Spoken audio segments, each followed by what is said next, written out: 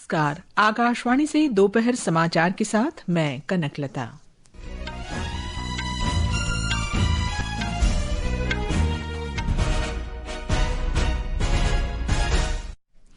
चुनाव आयोग ने विशेष गहन पुनरीक्षण के बाद मध्य प्रदेश के लिए मतदाता सूची का मसौदा प्रकाशित किया। केरल, छत्तीसगढ़ और अंडमान तथा निकोबार द्वीप समूह के लिए मसौदा सूची आज बाद में जारी की जाएगी। पश्चिम बंगाल में अज्ञात मतदाताओं के लिए सुनवाई का पहला चरण शनिवार से शुरू होगा। इसमें लगभग 32 लाख लोग शामिल हैं। भारत चक्रवात प्रभावित श्रीलंका को $45 करोड़ का पुनर्निर्माण पैकेज प्रदान करेगा। उपराष्ट्रपति सीपी राधाकृष्णन ने छात्रों को समस्या समाधान कौशल से लैस करने के लिए स्कूलों और कॉलेजों में एआई को पाठ्यक्रम का हिस्सा बनाने का आह्वान किया। नई दिल्ली में बांग्लादेश उच्चायोग के बाहर कई संगठनों ने अल्पसंख्यकों पर अत्याचार और दीपू चंद्रदास की भीड़ द्वारा हत्या के विरोध में प्रदर्शन किया। घने कोहरे के कारण दिल्ली एनसीआर क्षेत्र में हवाई और रेल सेवाएं बाधित। दिल्ली, हरियाणा, चंडीगढ़, पंजाब, उत्तराखंड और उत्तर प्रदेश में अत्यधिक घना कोहरा छाए रहने की संभावना। और महिला क्रिकेट में 5 मैचों की T20 श्रृंखला में आज शाम विशाखापट्टनम में भारत और श्रीलंका के बीच मुकाबला। अब समाचार विस्तार से। मध्य प्रदेश की सभी 230 विधानसभा सीटों के लिए मतदाता सूची का आज मसौदा प्रकाशित कर दिया गया है। मतदाताओं के लिए अपना नाम जोड़ने, सुधार करवाने या मतदाता सूची से नाम हटवाने का ये एक महत्वपूर्ण अवसर है। ब्यौरा हमारे संवाददाता से। प्रदेश में आज सभी 230 विधानसभा क्षेत्रों में निर्वाचक नामावली का प्रारूप प्रकाशन किया गया। सुबह 10 बजे से प्रदेश के सभी मतदान केंद्रों पर प्रारूप मतदाता सूची उपलब्ध करा दी गई है, जहां मतदाता अपना नाम जांच सकते हैं। जबलपुर जिले के बीएलओ अनिल केवट ने जानकारी साझा की। मेरी भाग संख्या 281 है। आज मतदाता सूची का प्रकाशन किया जा रहा है, जो कि जनता की सुविधा के लिए सुबह 10 बजे से ये कैंप चालू है। निर्वाचन आयोग के निर्देशानुसार विशेष गहन पुनरीक्षण के तहत मृत, स्थानांतरित और दोहरी प्रविष्टि वाले मतदाताओं के नाम सूची से हटाए गए हैं। जिन मतदाताओं का नाम सूची में शामिल नहीं है, वे आवश्यक दस्तावेजों के साथ दावा और आपत्ति दर्ज करा सकते हैं। दावा आपत्तियां 22 जनवरी 2026 तक ली जाएंगी, जबकि मतदाता सूची का अंतिम प्रकाशन 21 फरवरी 2026 को किया जाएगा। आकाशवाणी समाचार के लिए भोपाल से मैं विपिन मिश्रा। केरल, छत्तीसगढ़ और अंडमान तथा निकोबार द्वीप समूह के लिए मसौदा सूची आज बाद में जारी की जाएगी। पश्चिम बंगाल में अज्ञात मतदाताओं के लिए सुनवाई का पहला चरण शनिवार से शुरू होगा। कोलकाता में मतदाता सूची के विशेष गहन पुनरीक्षण के अंतर्गत पहले चरण में लगभग 32 लाख ऐसे मतदाताओं को शामिल किया जाएगा जिनके नाम सूची में दर्ज नहीं हैं। इन मतदाताओं और उनके संबंधियों के नाम वर्ष 2002 की मतदाता सूची में नहीं मिल पाए थे। राज्य के मुख्य निर्वाचन अधिकारी के अनुसार 10 लाख मतदाताओं को नोटिस जारी किए जा चुके हैं, जबकि अतिरिक्त 22 लाख नोटिस आज से भेजे जाने हैं। चुनाव आयोग के प्रधान सचिव एसबी जोशी और उप सचिव अभिनव अग्रवाल के नेतृत्व में आयोग का एक उच्च स्तरीय प्रतिनिधिमंडल विशेष गहन पुनरीक्षण एसआईआर प्रक्रिया की प्रगति की समीक्षा करने के लिए आज कोलकाता जाएगा। राष्ट्रपति द्रौपदी मुर्मू ने कहा है कि इंटेलिजेंस ब्यूरो आईबी देशवासियों को सुरक्षा देने और देश की एकता तथा अखंडता सुनिश्चित करने में अहम भूमिका निभा रहा है। आज नई दिल्ली में 38वें इंटेलिजेंस ब्यूरो शताब्दी इंडाउमेंट व्याख्यान को संबोधित करते हुए उन्होंने कहा कि पिछले दशक में आईबी जैसी सुरक्षा एजेंसियों ने देश के आंतरिक खतरों को समाप्त किया है। After independence, IB has been playing a stellar role in providing security to the people of India and assuring unity and integrity of the nation. During last decade, our security agencies like IB have neutralized numerous threats within the country, and they have demonstrated dominance over the forces that threaten national security. राष्ट्रपति ने देश की आंतरिक सुरक्षा के लिए IB के असाधारण योगदान की सराहना की। इस अवसर पर गृहमंत्री अमित शाह, गृह राज्य मंत्री बंडी संजय कुमार, गृह सचिव गोविंद मोहन उपस्थित थे। निदेशक तपन कुमार डेका ने कहा कि आईबी देश की आंतरिक सुरक्षा को मजबूत करने में हमेशा आगे रहा है। उपराष्ट्रपति सीपी राधाकृष्णन ने आज कहा कि भारत सर्वांगीण विकास और राष्ट्रीय परिवर्तन के लिए आर्टिफिशियल इंटेलिजेंस एआई से संबंधित नीतियां और परियोजनाएं तैयार करने में वैश्विक स्तर पर सबसे सक्रिय देशों में से एक है।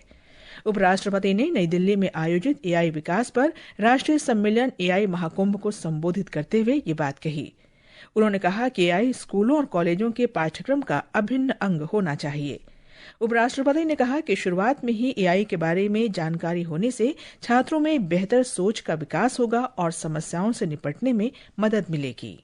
Artificial intelligence should be an integral part of the curriculum in schools and colleges. Early exposure to AI will equip students with critical thinking, problem-solving skills, and future-ready competencies essential for technology-driven world. Artificial intelligence represents a landmark moment in the history of technological evolutions, just like the previous industrial revolutions.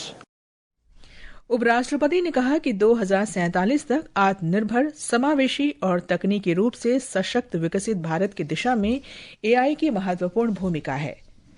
इस अवसर पर दिल्ली के शिक्षा मंत्री आशीष सूद ने कहा कि AI का उद्देश्य शिक्षा के मानवीय उद्देश्य को पुनर्स्थापित करना है। कृषि और किसान कल्याण मंत्री शिवराज सिंह चौहान ने कहा है कि रोजगार सृजन और व्यापक ग्रामीण विकास के लिए पर्याप्त निधि सुनिश्चित करने हेतु विकसित भारत जी रामजी योजना के अंतर्गत 1,51,000 करोड़ रुपए से अधिक का आवंटन प्रस्तावित किया गया है। एक वीडियो संदेश में श्री चौहान ने कहा कि यह योजना मनरेगा के आगे का कदम है।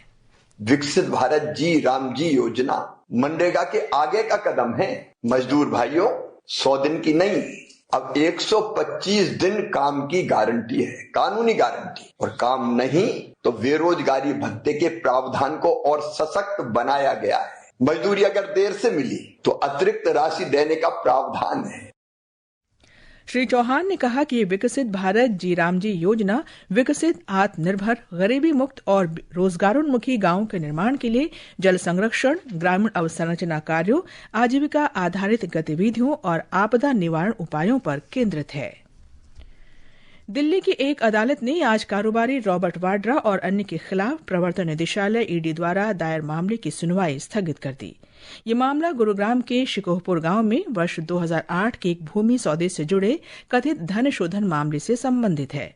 राउज रेवेन्यू कोर्ट अब धन शोधन रोकथाम अधिनियम पीएमएलए के अंतर्गत चार्जशीट पर ईडी की याचिका पर अगले वर्ष 22 जनवरी को सुनवाई करेगा। ईडी ने वाड्रा पर हरियाणा में जमीन के धोखाधड़ी वाले भूमि सौदे के माध्यम से अपराध की आय अर्जित करने का आरोप लगाया है। ईडी ने आरोप लगाया है कि अपराध की आय वाड्रा द्वारा नियंत्रित कई कंपनियों के माध्यम से भेजी गई थी। ये समाचार हमारी वेबसाइट www.newsonair.gov.in और हमारे न्यूज ऑन एआईआर ऐप पर भी उपलब्ध हैं। दोपहर समाचार में आपका फिर स्वागत है।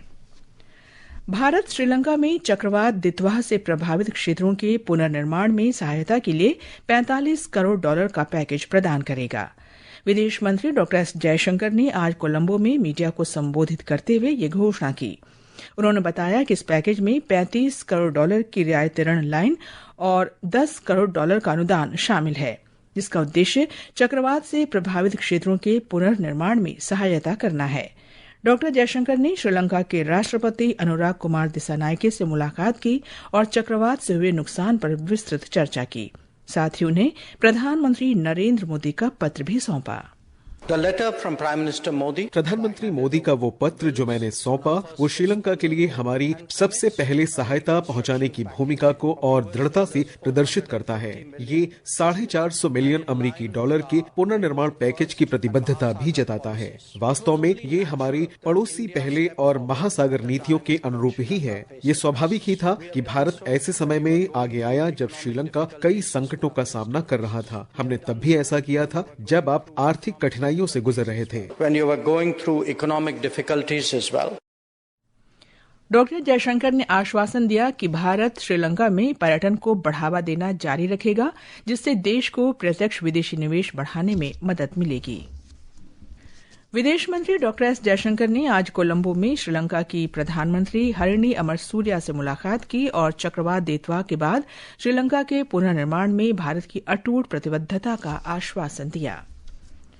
भारतीय अंतरिक्ष अनुसंधान संगठन इसरो कल सुबह new space India limited NSIL के माध्यम से LVM-3M6 मिशन के तहत ब्लूबर्ड ब्लॉक 2 संचार उपग्रह का प्रक्षेपण करेगा। ये प्रक्षेपण श्रीहरिकोटा में सतीश धवन अंतरिक्ष केंद्र से दूसरे प्रक्षेपण पैड से होगा। इस मिशन में भारत के सबसे शक्तिशाली प्रक्षेपण यान LVM-3 का उपयोग किया जाएगा। ये LVM-3 की छठी परिचालन उड़ान होगी। ये मिशन विश्वसनीय और किफायती वाणिज्यिक अंतरिक्ष प्रक्षेपणों में देश को और मजबूत करेगा। ये समाचार आकाशवाणी से प्रसारित किए जा रहे हैं। ताज़ा समाचार जानने के लिए आप हमारे social media handle X@IR News Hindi को फॉलो कर सकते हैं। ये आकाशवाणी है। विश्व हिंदू परिषद और बजरंग दल सहित कई संगठनों ने बांग्लादेश में अल्पसंख्यक हिंदुओं पर अत्याचारों और दीपू चंद्रदास की भीड़ द्वारा पीट कर हत्या किए जाने के विरोध में आज नई दिल्ली में बांग्लादेश उच्चायोग के बाहर विरोध प्रदर्शन किया। उच्चायोग के बाहर सुरक्षा बढ़ा दी गई है और क्षेत्र में 3 स्तरीय नाकेबंदी की गई है। पुलिस और अर्धसैनिक बलों को तैनात किया गया है। इस बीच विदेश मंत्रालय ने कहा है कि भारत बांग्लादेश की स्थिति पर निरंतर नजर बनाए हुए है। मंत्रालय ने बताया कि भारतीय उच्चायोग के अधिकारी बांग्लादेश प्रशासन के संपर्क में हैं और अल्पसंख्यकों पर हमलों को लेकर अपनी गहरी चिंता व्यक्त की है। विदेश मंत्रालय ने आग्रह किया है कि दीपू चंद्रदास की जघन्य हत्या के दोषियों पर जल्द कार्रवाई की जाए। संयुक्त राष्ट्र के महासचिव अंतोनियो गुतरश ने बांग्लादेश में बढ़ती हिंसा पर गहरी चिंता व्यक्त करते हुए इस बात पर बल दिया है कि सभी अल्पसंख्यकों को सुरक्षित महसूस करना चाहिए। संयुक्त राष्ट्र ने हिंदुओं को भीड़ द्वारा मारे जाने सहित हाल के हमलों पर चिंता जताई है। संयुक्त राष्ट्र ने कहा कि बहुसंख्यक समुदाय से संबंध नहीं रखने वाले लोगों की रक्षा की जानी चाहिए। श्री गुतरश ने मोहम्मद यूनुस की नेतृत्व वाली सरकार पर विश्वास व्यक्त किया। भारत ने कहा है कि न्यूजीलैंड के साथ मुक्त व्यापार समझौता दोनों देशों की आर्थिक संबंधों को सुदृढ़ करने और तेजी से विकसित हो रहे वित्तीय सेवा परिदृश्य में पारस्परिक अवसरों का लाभ उठाने की प्रतिबद्धता को दर्शाता है। वित्त मंत्रालय ने कहा कि यह समझौता द्विपक्षीय सहयोग को गति देने, बाजार पहुंच बढ़ाने और दोनों देशों के संबंधों को मजबूती देने के लिए एक संस्थागत और नियामक ढांचा स्थापित करेगा। राष्ट्रीय किसान दिवस आज पूरे देश में मनाया जा रहा है। ये दिन देश के विकास में किसानों के योगदान के सम्मान में मनाया जाता है। ग्रामीण मुद्दों की गहरी समझ और किसानों के कल्याण के लिए अपना जीवन समर्पित करने वाले पूर्व प्रधानमंत्री चौधरी चरण सिंह की जयंती के उपलक्ष्य में ये दिवस मनाया जाता है। केंद्रीय कृषि और किसान कल्याण मंत्री शिवराज सिंह चौहान ने चौधरी चरण सिंह की जयंती पर उन्हें श्रद्धांजलि दी है। उन्होंने कहा कि चौधरी चरण सिंह ने किसानों के कल्याण के लिए अपना पूरा जीवन समर्पित कर दिया और विकसित तथा आत्मनिर्भर भारत के निर्माण में उनके विचार सदैव प्रासंगिक रहेंगे। भारत का कृषि क्षेत्र, जिसमें देश की लगभग आधी आबादी जुड़ी हुई है, देश की अर्थव्यवस्था की रीढ़ होने के साथ साथ राष्ट्र निर्माण का एक मजबूत आधार बना हुआ है। किसानों की महत्वपूर्ण भूमिका को ध्यान में रखते हुए केंद्र सरकार ने उनके सामाजिक आर्थिक उत्थान और सतत कृषि विकास के लिए कई अहम कदम उठाए हैं। इन पहलों में प्रधानमंत्री किसान सम्मान निधि, प्रधानमंत्री फसल बीमा योजना और प्रधानमंत्री किसान मानधन योजना शामिल है, जिनका उद्देश्य किसानों को वित्तीय सुरक्षा, जोखिम से संरक्षण और सामाजिक सुरक्षा उपलब्ध कराना है। देश में इस वर्ष कुल खाद्यान्न उत्पादन का अनुमान 357 मिलियन टन से अधिक है, जो पिछले वर्ष की तुलना में 7.65% अधिक है। वहीं वर्ष 2014-15 के मुकाबले देश के खाद्यान्न उत्पादन में लगभग 42% की उल्लेखनीय वृद्धि दर्ज की गई है। दीपेंद्र कुमार, आकाशवाणी समाचार, दिल्ली। आज दिल्ली और उसके आसपास के क्षेत्रों में घने कोहरे के कारण कई रेल और उड़ानें बाधित हुई। दिल्ली, हरियाणा, चंडीगढ़, पंजाब, उत्तराखंड और उत्तर प्रदेश में अत्यधिक घना कोहरा छाये रहने की संभावना है। महिला क्रिकेट में भारत और श्रीलंका के बीच 5 मैचों की T20 श्रृंखला का दूसरा मैच आज विशाखापट्टनम में खेला जाएगा। मैच शाम 7 बजे शुरू होगा। भारत ने श्रृंखला में 1-0 की बढ़त बना ली है। अंत में मुख्य समाचार एक बार फिर। चुनाव आयोग ने विशेष गहन पुनरीक्षण के बाद मध्य प्रदेश के लिए मतदाता सूची का मसौदा प्रकाशित किया। केरल, छत्तीसगढ़ और अंडमान तथा निकोबार द्वीप समूह के लिए मसौदा सूची आज बाद में जारी की जाएगी। पश्चिम बंगाल में अज्ञात मतदाताओं के लिए सुनवाई का पहला चरण शनिवार से शुरू होगा। इसमें लगभग 32 लाख लोग शामिल हैं। भारत चक्रवात प्रभावित श्रीलंका को $45 करोड़ का पुनर्निर्माण पैकेज प्रदान करेगा। उपराष्ट्रपति सीपी राधाकृष्णन ने छात्रों को समस्या समाधान कौशल से लैस करने के लिए स्कूलों और कॉलेजों में AI को पाठ्यक्रम का हिस्सा बनाने का आह्वान किया। नई दिल्ली में बांग्लादेश उच्चायोग के बाहर कई संगठनों ने अल्पसंख्यकों पर अत्याचार और दीपू चंद्रदास की भीड़ द्वारा हत्या के विरोध में प्रदर्शन किया। घने कोहरे के कारण दिल्ली NCR क्षेत्र में हवाई और रेल सेवाएं बाधित। इसके साथ ही दोपहर समाचार का ये अंक समाप्त हुआ। नमस्कार।